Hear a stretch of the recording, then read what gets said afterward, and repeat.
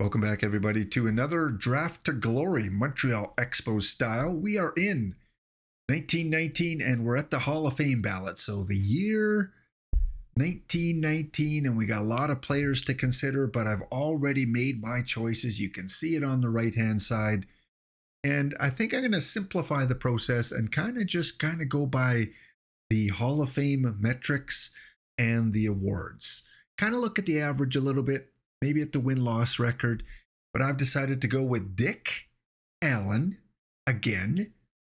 Dick Allen, where are you, buddy? You're on here somewhere. There you are, 302 career average. Didn't quite hit the 50 Hall of Fame metrics, which I kind of use as a gauge a little bit. Didn't win any personal awards, but 61 home runs and almost 1,500 hits, 302 average. He's on my ballot. John Antonelli, again, didn't quite hit the 50 metrics, but he did have a positive win rate, 2 World Series trophies, 1 playoff series MVP award, and over 50 WAR. Lenny Dykstra, fan favorite in this series anyway. 4 great gold gloves, 2 World Series trophies, and one of the first players we nominated back when there weren't as many choices. Vinegar, one of the best names in baseball. Vinegar, 233 and 187. 60 WAR, 2 Cy Young winners, almost a 70 Hall of Fame metric. First year on the ballot, he's going in. Almost 1,800 strikeouts. Andy Pettitte, another first ballot player, almost a 60 metrics. Again, positive win rate, 66 WAR, 1 Cy Young, 1 World Series trophy. To me, that's good enough to get in. And finally, Kerry Wood at the bottom here. Again, positive win rate, over 50 metric, 2 World Series, 1 playoff MVP, and over 2,200 strikeouts. As far as Expos on the list, I believe we have a couple. Fritz Peterson, his 6th year on the ballot. Again, not going to vote him in, not deserving of a Hall of Fame. Maybe the Expo Hall of Fame, but not the League Hall of Fame. And I think so far, we got Cal Daniels again, 2nd year on the ballot. Again, doesn't quite get there. Close. Give him credit. He's close to being a Hall of Famer for me, but not quite there. And that is it for Montreal Expos. So let's submit that ballot. And it is time, as we always do, to go look at the results of the Hall of Fame. I'm going to guess 2 members get in. I think Andy Pettitte and Vinegar are going to be the 2 guys that get in. Let's see. Let's check it out. And again, stay tuned for the skill testing question coming up a little bit later in the show. And congratulations to the winner from episode number 33. Okay, here we go. We're going to go look at the Hall of Fame results. Who makes it in? Who gets dropped off the ballot? Just 1. All right, I was wrong. Kerry Wood was within almost 1.5% of getting in. He's got 5 years left on the ballot. He should make it in soon. Vinegar makes it in with 93% of the ballot. And you can see all the players that got dropped off. The 2 former Expos, Cal Daniels, 8%, and Fritz Peterson, 12.2%, remain on the ballot. All right, it is that time. One of my favorite things to do in the base game is to draft. And this being a Draft to Glory series, of course, this is where we gotta make some ground. This is where we gotta not just maybe potentially get a player for this year, but think about some of these older players: Joe Sewell, Bo Jackson, Paul Molitor. They're getting kind of old, and we need to replace them. So we got to build up our farm system. First, now look at the draft results. Who wins the draft lottery? The Cardinals move up from number 3 to 1. The Browns stay the same. The Tigers are the big losers here. They drop a couple positions. And Pittsburgh will stay number 4. Okay, as I like to do, once we find out where we draft, number 14, let's look who we're projected to get. Let's see if there's any big names in the class this year. Well, of course. Of course, a year where we don't have a low pick. We've got a pitcher projected number 1, Joe McGinnis. I don't think he's going to go number 1. Don't think he is. 27 years old. He's ready, but I don't think he's going to go. I think it's going to be one of these two. I think we're going to see either Rickey Henderson, who's again just projected to be at a 3.5 potential, or George Brett, a 4.5 potential player. I think it's going to be George. 18 years old. Why not? Why not go with the young guy? Coco Crisp is there. Lorenzo Cain. We're projected to get a left fielder, Lee McGee, who quite honestly, I would not mind. If he's still there, I doubt it. I think he's going to go in the top 10. But seriously have to consider him. Any other big names in the second round that we might recognize? You can take a look at it here. Go. Number 4 projections. And finally, round number 5. Always I look for the perfect team players because I'm so familiar with the perfect team cards. Kind of look to see if any of them kind of show up here, but none of those really look familiar from perfect team. Well, let's get into the draft. What do you say? Go right to our pick. We'll look at the draft log. Brett does. Okay, I was right. Brett did go first, and congratulations to the St. Louis Cardinals. You have a player that's going to play and be successful for your team many, many years. Congratulations, St. Louis. McGinnis went second. Rickey went 4th. Oilcam Boyd went number 6. And that left fielder looks like he's still there. Okay, well, let's go to the draft pool here, see what we have available. Let's start with pitchers. Even though we're not desperate for a pitcher, not going to turn one down if there's an outstanding one. Get our pitcher ratings. And 1920, this is kind of, OTP, the last kind of year of dead ball. And then we start to see a lot more home runs come into play. So not really looking for a dead ball pitcher, still kind of looking for movement, control. Not seeing anyone. Danny Peter Patterson. He looks like he could be pretty good. Yeah. Extreme ground ball, but he's a reliever. Yeah. I think I noticed that because he was looking pretty good. So it looks like we're going to go with a batter here. Some batter ratings, potential. Lorenzo Cain, who is projected to go high. So we still have some of those mock draft players. I wish if they made these guys a different color so you could tell who was drafted and who wasn't drafted already. That would be cool. Like green if they're still available, red if they're drafted. Coco Crisp is still there. Lorenzo Cain is still there. I know that for sure. Marlon Anderson, where was he projected to go? He was projected to go not that high. Where is Marlon? Just missing him? I don't see him in the first round. I don't see him in the second round. Oh, he's projected to go in round B. Interesting. What else do we got here? So again, we're looking at Lorenzo Cain. Pretty all around kind of player. Coco Crisp. We could go with the number 5 ranked guy. Maybe they know something we don't. This is here. Lee McGee was the player projected to go to us. I'm kind of favoring him. Thinking he might be the guy we go with. Who else do we have? Randy Reddy. He is ready, by the way. I guess we should kind of take a look at our system.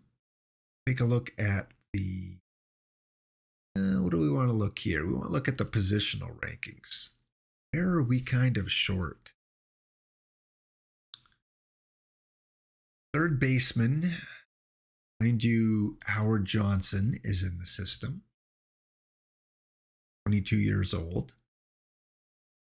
Relievers, yeah, I know relievers and starters were probably a little gone. Left fielders, got Rob Deere in the system. Big home run guy, and now that home runs are going to be more important. So I don't know, maybe a first baseman. 38-year-old Joel Sewell. And then in our system, we've got Gary Holman.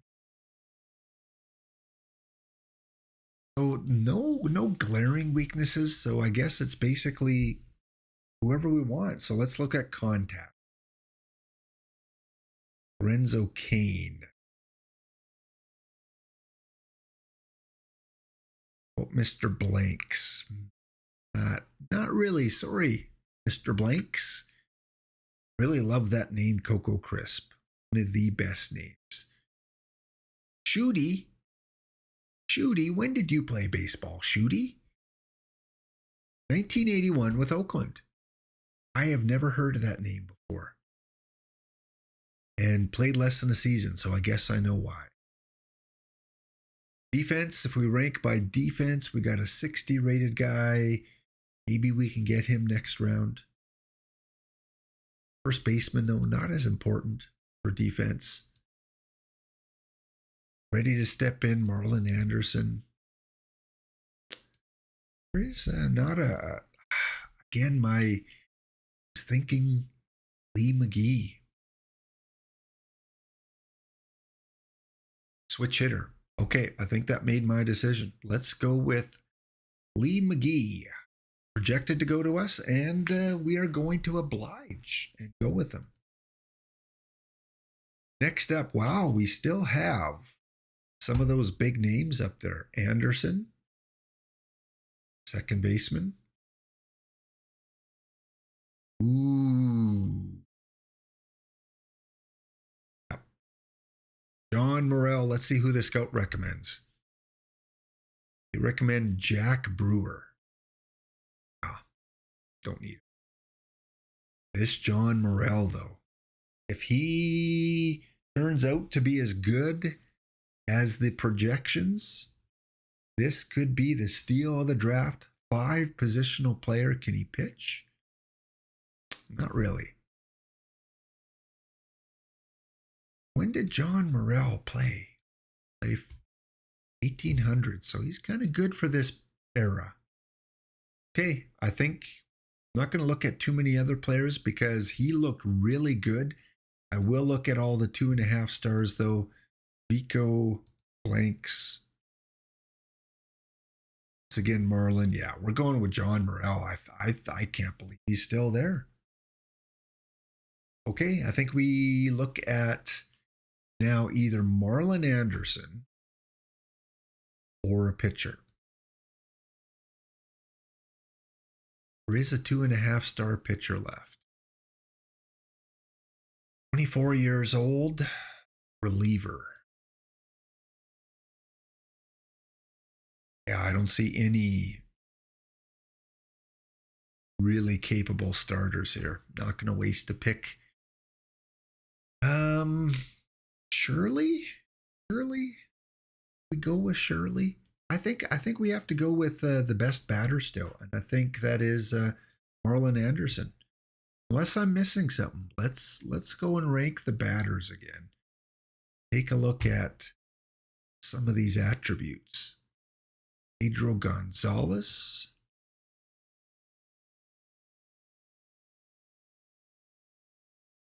Go by gap. Marlon Anderson, Pedro Gonzalez. Marlon's a little bit better in everything. This Tim Olson, though, got really good eye. But Tim, if you're still there next round, you're our pick, but we're going to go with Marlon Anderson. Next up, Tim Olson is there, so without even looking at other players, we're going to take him.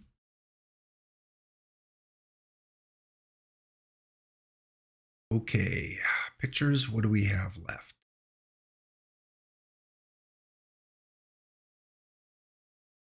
Yes, if we want kind of still that dead ball profile, 20 years old. Although by the time he hits his 30s, I don't think he's going to be very effective based on the year that we're in. Stuff. Yeah, just don't have faith in a lot of these players.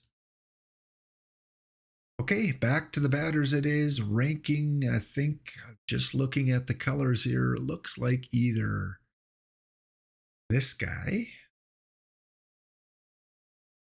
L, or Pedro. Okay, Pedro's still there. We do need a first baseman down the line, so let's go with from the Dominican Republic. Next, the catchers. About home run power. Who are we looking at?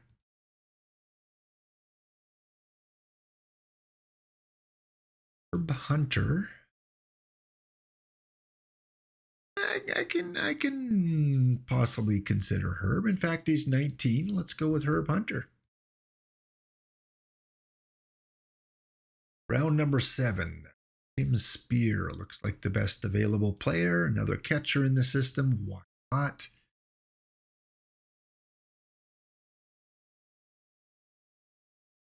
Now, it's very slim. Not much there, pitcher-wise. Not much there.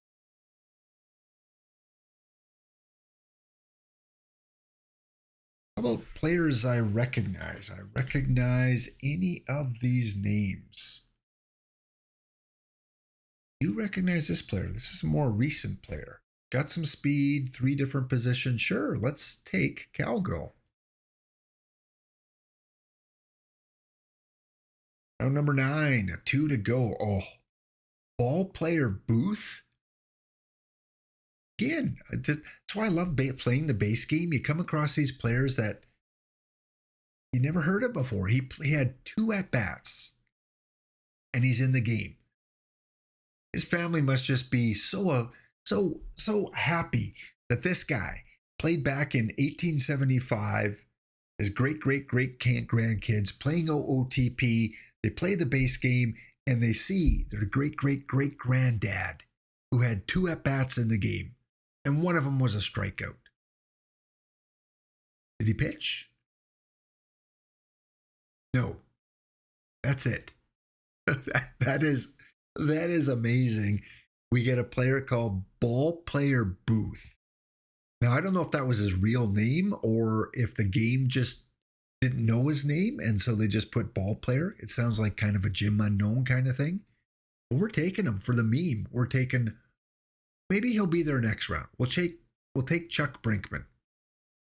No, he's not going to be there. He's going to go. Is he going to go? Big guy. What do you think? Yeah, let's take him. Let's not miss out. One more round. Any other cool names here? Doug Harvey, Bob Hiller, Hip. I just want to find, Sleeper Sullivan. Strictly a pinch runner. At least he had a little bit more of a career. He played over 300 plate appearances. But yeah, old iron hands. He's the best defensively. Not really anyone. Jima, Duffy. Should we reach for this guy? Switch hitter? Sure. I think we do. Bob Reach. There's a Bob for the team. And that is it for the draft. And usually there's not many players left. In fact, usually there's no players left. But this year, I think we had a little larger draft pool. Still lots of guys there. Okay, I guess we are done the draft. We can move on. And again, we did not get anyone projected to go in the top 10. We passed on Coco Crisp. We passed on Lorenzo Cain. So now it's time to go to opening day. It is opening day. And before we look at opening day, let's take a look at the top 100 prospects. Usually we only look at the top 10, but let's look at the whole prospect list this time and kind of see how many Expos are on there. For the batters, Montreal, where are you, Montreal? We've got the number 16. Okay, that's good. Tim Raines, number 4 overall pick, 4 years ago already. Wow. Still have him playing in AA because I want him to develop before calling him up. Also, Rob Deere on the top 100 list. He's ready to go. He could probably go up to AAA as a 24-year-old. How did he do in AA? 391. Yeah, Rob Deere, congratulations. You are getting promoted up to AAA. Pitching wise, who do we have? Who was number 1? Number 1 was Bibb. St. Louis Browns have the number 1 pick, and the St. Louis Cardinals have the number 2 pick. Pitching wise, Montreal, where are you? Come on, you got to have Kevin Brown on here at least. He's in our system. He's got to be top. There he is. Number 41, Kevin Brown. He's got a long way to go. We did move him up from rookie, 21 years old. I think he should be able to handle AA. Will Callahan, 23 years old, AA. Yeah, that's probably good for you for now. Anyone else from Montreal? Seeing any, so not a lot of prospects. In fact, most of our prospects after the first 3 rounds, they're just bad. They are just bad. Okay, it is opening day. Let me show you the lineup. In terms of pitching changes this year, only one new guy brought in, and that is Ken Penner. Look at his build. He looks really good. He looks more than a 2-star player. Coming up from AAA, where he's played the last 5 seasons. And he could start. He's got enough stamina that he could be a starter. But for right now, the 33-year-old gets his shot with the Montreal Expos in the bullpen. And other than that, everyone is the same players that were there last season. We did make a few changes on the hitting side, though. We brought in Alex Gordon. So Alex Gordon, 1 year in AA, 1 year in AAA, started, the AAA season starts a little earlier than the Major League season, so he did get a few at-bats there. But yeah, coming in as a 27-year-old first base, third baseman, kind of a platoon player. Don't expect him to be too much more, but never know. He could surprise us. And I thought there was one other player we brought in. Maybe not. Maybe that was it. So 1 pitcher, 1 hitter into the lineup. Let's go. Opening day. Again, we play the Cincinnati Reds. It always seems to be Cincinnati, Pittsburgh, St. Louis. This is your starting lineup. Leading off, Frank Schugert. Hitting second, 34-year-old Paul Molitor. Number 3, 22-year-old, still a very young player, but has just exceptionally performed, Whitey Lockman. King Griffey Jr. will be hitting cleanup, followed by 39-year-old now, Bo Jackson. I have a feeling this could be his last year. I think the game's going to retire him very, very soon. Same with Joe Sewell. This could be his last season. He had one of his best last year, hitting .304. Hank Majeski will hit 7th. Again, great glove. Scott Stratton, 2-way player, will hit number 8th and will start the season as our opening day pitcher. And Joe Garagiola will hit in the number 9 slot. All right, looks like we're projected to dominate in all these categories except for the number 7 and 9 hitters. So based on what the game thinks, this should be like a 7-1 blowout. Let's go to the second inning. It will be 1-1. This year, Montreal's first run will come at the hands of a Frank Schugert single, a Paul Molitor ground out. Whitey Lockman will single Schugert to third and will come home safely. First run scored for Schugert and first RBI for Whitey Lockman. All right, let's go to the third. Still 1-1 game. 2 more for Montreal. Okay, the game was right. 3-1. Head to the fifth. The run for Montreal. What'd I say? 7-1 score? Maybe. We've got 13 hits. Go to the bottom of the seventh. It is 5-1 Montreal. And this looks like it is going to be a victory. 8-2 now. All right, Scott Stratton. 3 outs to get a complete game. Let's do this. That one is driven into left field. That is tracked down and caught by Bo Jackson. Nelson at the plate. Bo Jackson hustles in with those 39-year-old legs. Finally, Anthony Rizzo was a very, very high draft pick. I think he might have went first overall one year. He takes a walk. Mike Griffin, one time a very good player in the league. He's the one that has a lot of speed, isn't he? Let's take a look at, look at this guy. Look at these stolen bases. Wow. So 37 years old and he's still stealing 61 bases. First ballot Hall of Famer. Easy.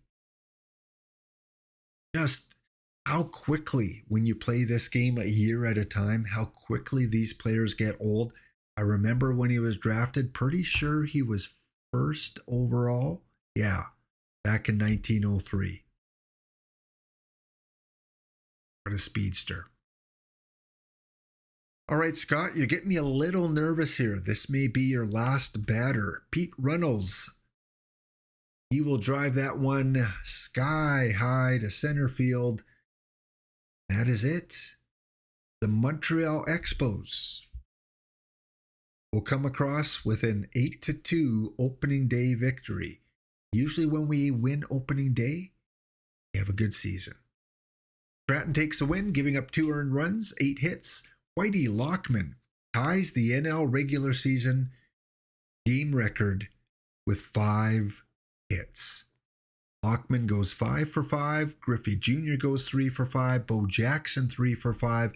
I'm loving this, guys. I think this could be our 3rd championship. 18 hits. Nice to start off. All right, let's get you your skill testing question. Earlier, I showed you the prospect report. Go back, rewind the video, go find it, and list one of the players, one of the batters in the top 100 that they show on the list. Any one of those batters, one of the top hitting prospects in the league. That will get you entered into the contest. As always, if someone else has listed that name, pick someone else to list. 19. See you guys next episode.